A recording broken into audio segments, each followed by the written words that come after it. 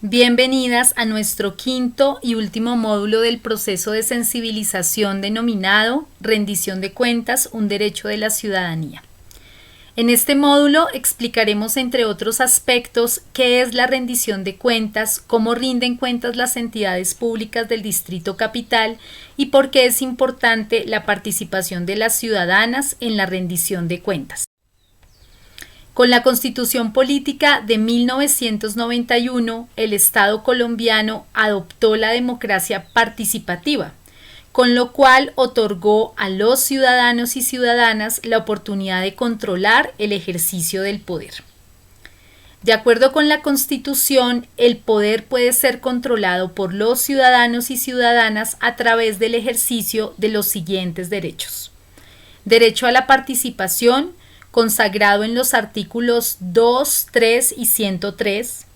derecho a la información, consagrado en los artículos 20, 23 y 74, derecho a la participación en el control del poder político, consagrado en el artículo 40, y derecho a vigilar la gestión pública, consagrado en el artículo 270. Asimismo, la Constitución establece en el artículo 95 que es un deber de los ciudadanos y ciudadanas participar en la vida política, cívica y comunitaria del país, teniendo en cuenta que el ejercicio de los derechos y libertades reconocidos en la Constitución implica responsabilidades. Esto significa que cuando elegimos a quienes nos representan, asumimos el deber de vigilar sus actuaciones. De otra parte,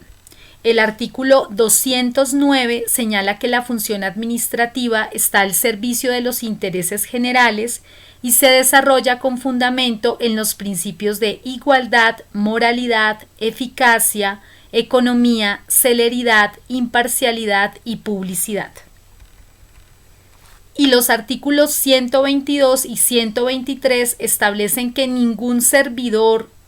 público o servidora entrará a ejercer su cargo sin prestar juramento de cumplir y defender la Constitución y desempeñar los deberes que le incumben. Los servidores públicos y las servidoras están al servicio del Estado y de la comunidad. Ejercerán sus funciones en la forma prevista por la Constitución, la ley y el reglamento. Por lo anterior, servidores y servidoras públicas deben estar dispuestos a la inspección y vigilancia pública y a responder por sus actos. En desarrollo de la Constitución, la Ley Estatutaria 1757 de 2015, por la cual se dictan disposiciones en materia de promoción y protección del derecho a la participación democrática, define la rendición de cuentas como el proceso conformado por un conjunto de normas, procedimientos, metodologías, estructuras, prácticas y resultados mediante los cuales las entidades de la administración pública del nivel nacional y territorial y los servidores públicos y servidoras informan, explican y dan a conocer los resultados de su gestión a la ciudadanía, la sociedad civil, otras entidades públicas y a los organismos de control a partir de la promoción del diálogo. La rendición de cuentas es una expresión de control social que comprende acciones de petición de información y explicaciones, así como la evaluación de la gestión. Este proceso tiene como finalidad la búsqueda de la transparencia de la gestión de la administración pública y a partir de allí lograr la adopción de los principios de buen gobierno, eficiencia, eficacia, transparencia y rendición de cuentas en la cotidianidad del servicio público. La rendición de cuentas es útil tanto para la ciudadanía como para las entidades públicas. La rendición de cuentas permite a la ciudadanía que las entidades garanticen acciones de información, diálogo y responsabilidad para un adecuado ejercicio de evaluación de la gestión por parte de ciudadanos y ciudadanas, conocer la gestión institucional asociada a resultados, conocer el grado de avance en la garantía de derechos. La rendición de cuentas permite a las entidades dar a conocer los resultados de su gestión, ser percibidas como más transparentes y con ello aumentar sus niveles de credibilidad y confianza ciudadana. De igual forma, se logra un mejoramiento continuo de la gestión pública con base en las propuestas y evaluaciones de las personas usuarias y grupos de interés. Los principios básicos que rigen la rendición de cuentas de las entidades públicas, proceso que se constituye en una actitud permanente del servidor público y la servidora, son continuidad y permanencia, apertura y transparencia, amplia difusión y visibilidad. Asimismo, se fundamenta en los elementos de información, lenguaje comprensible para la ciudadanía, diálogo e incentivos.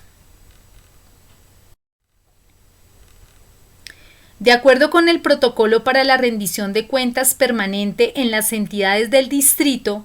el gobierno abierto constituye un nuevo paradigma dentro de la administración pública orientado a transformar el relacionamiento entre el Estado y la ciudadanía para la creación del valor público. De otra parte,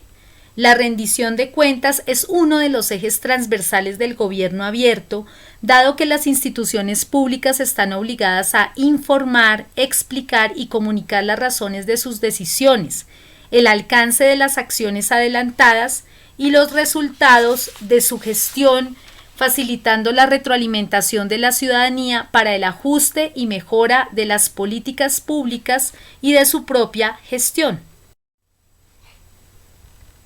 El protocolo para la rendición de cuentas establece las siguientes fases para el desarrollo de un proceso permanente de rendición de cuentas de las entidades del distrito enmarcadas en la Estrategia de Gobierno Abierto Bogotá. Primero, la identificación de grupos de valor. Segundo, la priorización de información de interés para los grupos de valor. Tercero, la planificación de los espacios, canales y mecanismos de participación ciudadana. Cuarto, el seguimiento integral a la ejecución de planes y/o políticas. Y quinto, la mejora continua del proceso de rendición de cuentas. En la fase 1, las entidades deben identificar los grupos de valor, los cuales se definen como el conjunto de actores de la sociedad que incluyen los beneficiarios y beneficiarias de los bienes y servicios de la entidad, las organizaciones sociales e instancias de participación ciudadana de Bogotá, las entidades públicas de otro orden territorial, los entes de control del Estado, la ciudadanía en general, así como otros actores estratégicos como cooperantes, gremios y medios de comunicación. Esta fase incluye las siguientes actividades: caracterización de los grupos de valor de la entidad, que consiste en identificar características, necesidades y expectativas, así como temas de interés para el proceso de diálogo sobre la gestión de la entidad. Segmentar los grupos de valor, que implica agrupar según atributos, intereses y necesidades a partir de sus preocupaciones y expectativas como grupo poblacional.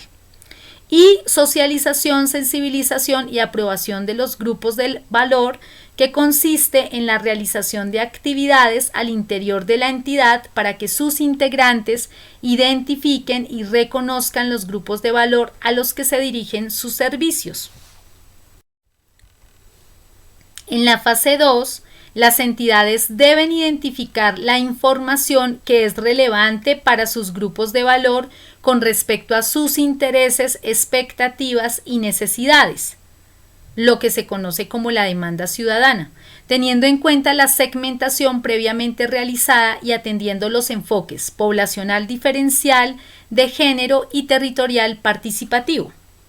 Esta fase incluye las siguientes actividades: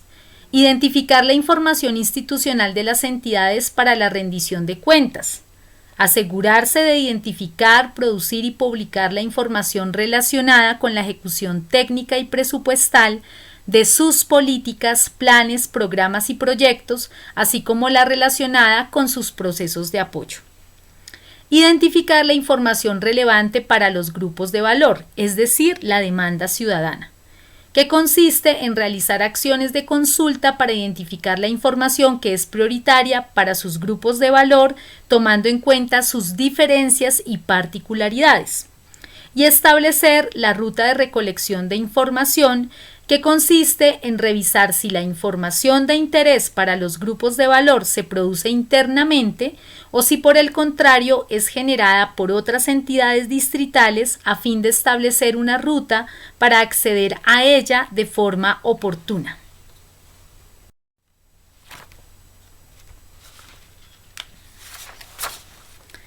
Dentro de la fase 3, las entidades deberán realizar la planificación de las actividades a ejecutar dentro del proceso permanente e integral de rendición de cuentas, estableciendo los espacios, canales, herramientas y mecanismos de participación ciudadana que deberán activarse e implementarse para mantener un diálogo permanente con los grupos de valor.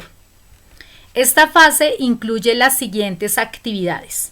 identificar y ajustar las rutas, sistemas, canales y mecanismos para la divulgación y acceso a la información. Con base en la identificación de necesidades de información de los grupos de valor, las entidades podrán establecer y ajustar sus rutas, canales y mecanismos de divulgación y acceso a la información haciendo uso de un lenguaje claro e incluyente.